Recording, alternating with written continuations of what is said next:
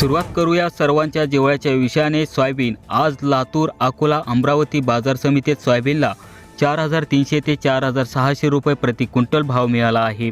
महत्त्वाची गोष्ट म्हणजे ज्या सोयाबीनमध्ये ओलावा 12% आत आहे त्यालाच वरचा भाव मिळतोय।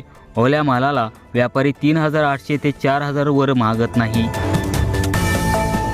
कापसाच्या बाबतीत चित्र अजूनही थोडं धुसर आहे। खानदेशात आणि विदर्भात खाजगी व्यापाऱ्यांनी 6900 ते 7100 रुपयापर्यंत भाव नेला आहे।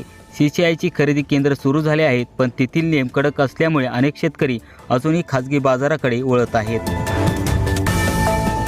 लाल कांद्याची आवक वाढल्याने 2 दिवसापूर्वी दर पडले होते, पण आज पुन्हा सोलापूर मार्केटमध्ये चांगल्या कांद्याला 2500 ते 3000 रुपये भाव मिळाला आहे।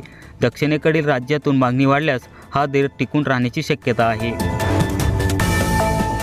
मराठवाड्यातील काही भागात नवीन तूर बाजारात यायला सुरुवात झाली आहे। सध्या मुहूर्त 6800 ते 7200 रुपयांनी निघाला असला तरी पूर्ण आवक सुरू झाल्यावर भाव हमी भावाच्या आसपास स्थिरवण्याची शक्यता तज्ज्ञांनी व्यक्त केली आहे।